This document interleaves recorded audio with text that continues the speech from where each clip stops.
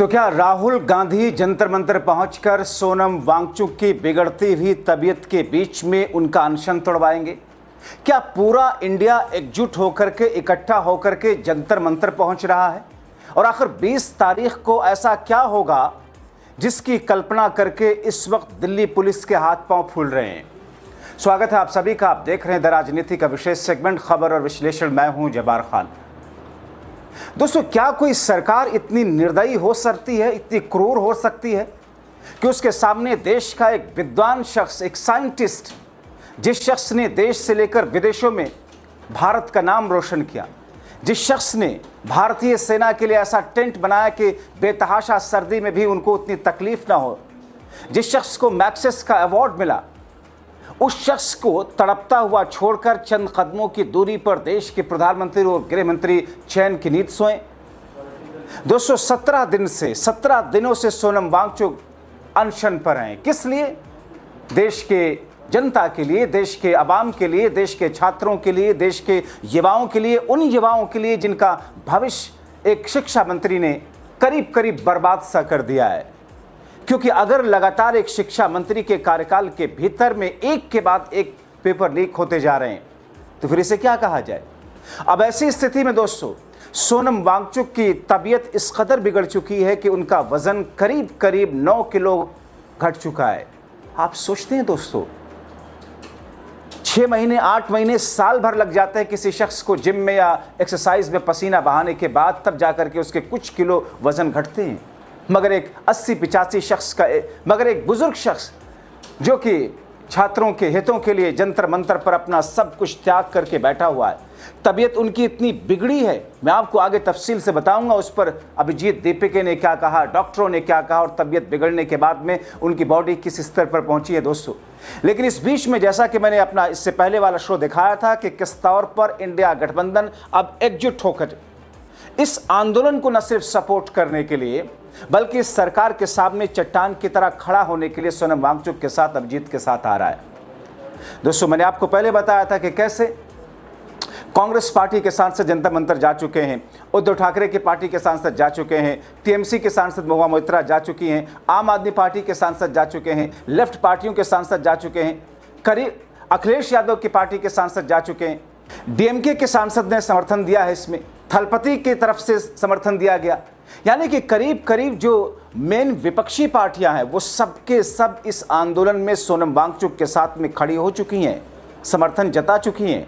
और यही दरअसल सरकार को और ज़्यादा डरा रहा है। किसान आंदोलन आपको याद होगा, लगातार किस तरीके से 700 किसानों की मौतें हुई थी, मगर ये सरकार पिघली नहीं थी। लेकिन जब चुनाव आया तो उसे लगा इंटरनल रिपोर्ट में कि साहब किसान तो हरवा देंगे। तब मोदी जी साहब ने आते हैं, हाथ जोड़कर कहते हैं कि साहब हम अपनी तपस्या में लगता है हमसे कहीं चूक हो गई, कमी रह गई, हम समझा नहीं पाए किसानों को। इससे ज़्यादा थिथरई और क्या हो सकती है दोस्तों? समझा नहीं पाए। किसान क्या ये अनाज नहीं खाता है? वो क्या लकड़ी पत्थर खाता है जिसके पास दिमाग नहीं है? और फिर किसानों के आंदोलन की वजह से 3 कृषि कानून जो सरकार लेकर आ रही थी, सरकार को वापस लेना पड़ा था। इस मौके पर दोस्तों सरकार बेहद बैकफुट पर है, चौतरफा घिरी हुई है। जैसा कि मैंने आपको दिखाया था कल कि किस तौर पर सोनम वांगचुक के अनशन को खत्म कराने को लेकर के, क्योंकि उनकी तबीयत बहुत ज़्यादा बिगड़ चुकी है, सोनम वांगचुक के इस पूरे आंदोलन को सपोर्ट करने और उनका अनशन तोड़वाने के लिए खुद उद्धव ठाकरे ने अपील की थी कि सभी पार्टियों को साथ आना चाहिए, राहुल गांधी को जाना चाहिए और अनशन खत्म करवाना चाहिए। उद्धव ठाकरे ने कह दिया था कि 20 तारीख को तो हम सब लोग, हमारी पार्टी और सारी विपक्षी पार्टियां पहुंचेंगी, ऐलान कर दिया था। दोस्तों, जब लगातार आदमी भूखा होता है, अनशन पर होता है, उपवास करता है, रोजे रखता है, तो उसकी बॉडी में किस किस्म के बदलाव होते हैं आप जानते हैं बेहतर तरीके से। किसी भी धर्म से आपका ताल्लुक होगा, अगर आप मुस्लिम हैं तो फिर आप रोज़ा रखते होंगे महीने भर का, अगर आप गैर मुस्लिम सनातनी हैं तो फिर आप उपवास रखते होंगे अलग अलग मौक़ों पर। दोस्तों, आपको पता है कि लगातार बिना कुछ खाए पिए, सिर्फ नमक पानी का सेवन करके अगर कोई शख्स रह रहा है, सोनम वांगचुक की तबीयत ऐसी है कि बीपी बेहद डाउन हो चुका है, उनकी बॉडी से ग्लूकोज खत्म हो चुका है, उनका वेट 8 किलो लूज हो चुका है। दोस्तों, खाना ना मिलने पर शरीर में किस किस्म का बदलाव होता है। पहले 6 घंटे में शरीर ऊर्जा के लिए ग्लूकोज और ग्लाइकोजन का इस्तेमाल करता है, आप जानते हैं। 6 से 72 घंटों तक ग्लूकोज खत्म होने पर शरीर फैट को ऊर्जा में बदलता है, जिसे केटोसिस कहते हैं। और फिर 72 घंटे जब बीत जाते हैं तो फैट खत्म होने पर शरीर मांसपेशियों को तोड़ना शुरू करता है। और उसके बाद में क्या बदलाव आता है? मानसिक तौर पर प्रभाव होता है। लंबे समय तक भुखमरी की स्थिति में तनाव, चिंता, एंग्जाइटी, अवसाद, डिप्रेशन जैसी मानसिक समस्याएं भी होती, सिर्फ फिजिकल नहीं। 17 दिनों से सोनम वांगचुक इस हाल में है। डॉक्टर्स उनको चेक करते हैं, लेकिन सरकार नहीं पिघल रही। सरकार को ये लगता है कि साहब, अभी तक ये लग रहा था कि साहब ये 4-6 दिन करेंगे, 10 दिन, 1 महीना करेंगे, उठ के चले जाएंगे, लेकिन तभी तमाम विपक्षी पार्टियां उनके सपोर्ट में आ गई हैं। अब आप सोचिए, 17 दिन हो चुके हैं, सरकार मुस्कुराते हुए तमाशा देख रही है। और दोस्तों, उद्धव ठाकरे ने क्या ऐलान किया, कि अपील की, वो आपको सुनवा देता हूं।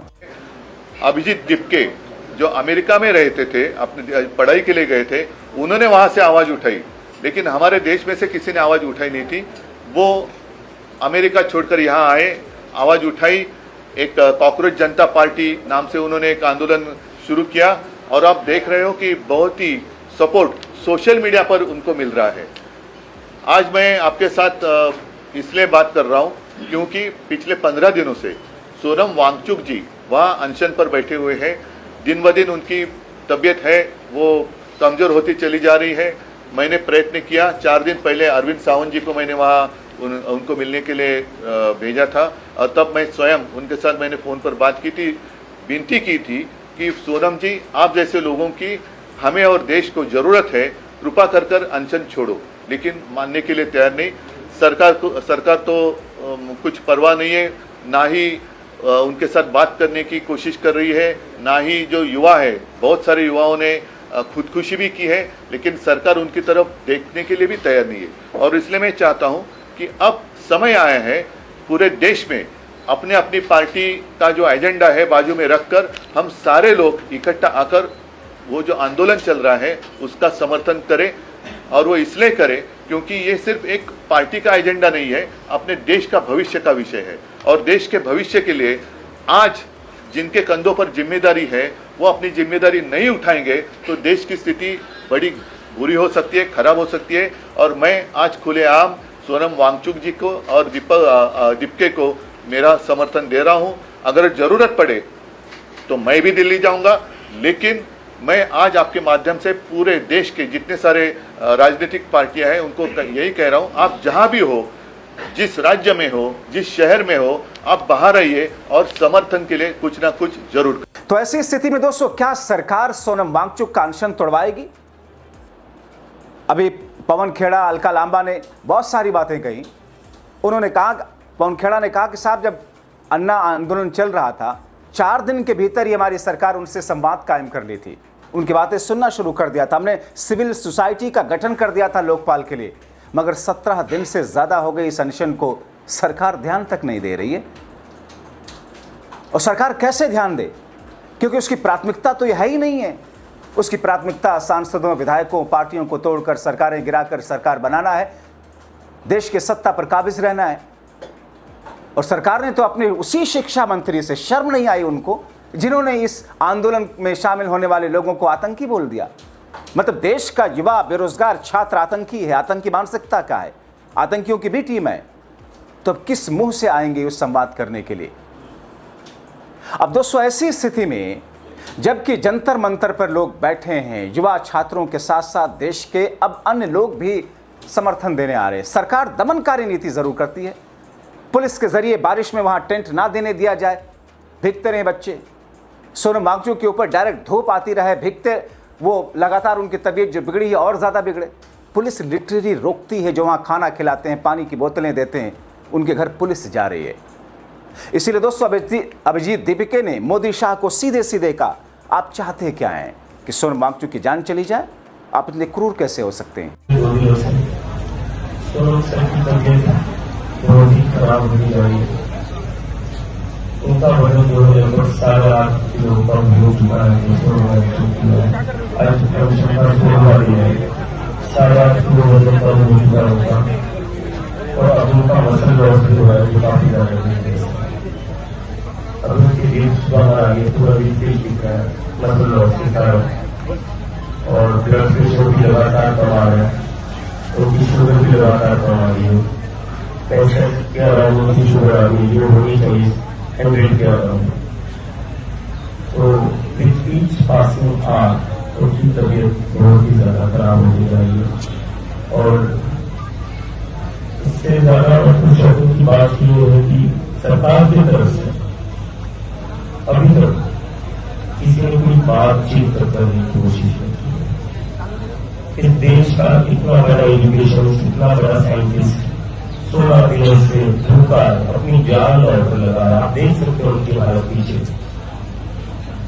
वो इंसान उठकर खड़ा नहीं हो पा रहा है, वो चक्कर आ रहे, वो बैठ भी रहे, उठकर बैठ भी रहे तो चक्कर आ रहे। इस हालत में वो इंसान यहाँ पर पिछले 16 दिन से बैठा हुआ है। फिर भी उसके बाद सरकार बात तो करने को दिलानी कि ऐसा कौन सा गुनाह कर दिया है सोनम वांगचुक ने, ऐसी कौन सी गलती कर दी है सोनम वांगचुक ने, सरकार उनसे बात तक करने को तैयार नहीं है।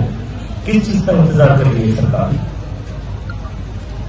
मैं सारे मीडिया के माध्यम से पूछना चाहता हूँ प्रधानमंत्री जी से कि वो किस चीज का इंतजार कर रहे हैं। क्यों आप एक बार अपने मिनिस्टर्स को या अपने ऑफिशियल्स को यहाँ भेज नहीं सकते? कम से कम बात तो करिए ना। इसी देश के नाम जीते, इसी देश के लिए रमन मैग्सेसे अवार्ड जीता है, इसी देश का नाम पूरी दुनिया में रोशन किया है। तो आज उनसे आप बातचीत भी नहीं करना चाहते। ये बहुत ही दुखद है। इतनी ज्यादा इनसेंसिटिव और इतनी ज्यादा एरोगेंट सरकार मुझे नहीं लगता कहीं और हो सकती है। हमें इसकी बिल्कुल उम्मीद नहीं थी ये सरकार इतनी ज्यादा इनसेंसिटिव हो सकती है। हमें पता था ये लोग ब्रूटल है, हार्श है, लेकिन एक इंसान यहाँ अपनी जान दांव पर लगा रहा है, मतलब देखिए क्या होता है। फिर भी उसके बाद बात करने तो सरकार तैयार नहीं। तो फिर ऐसी स्थिति में दोस्तों, अब जबकि सोनम वांगचुक 17 दिन हो चुके हैं, तबीयत बुरी तरीके से खराब है, क्या राहुल गांधी उनका अनशन तोड़वाने के लिए जा रहे हैं? इंतजार करना होगा। आप क्या सोचते हैं? अपनी राय कमेंट बॉक्स में जरूर लिखें।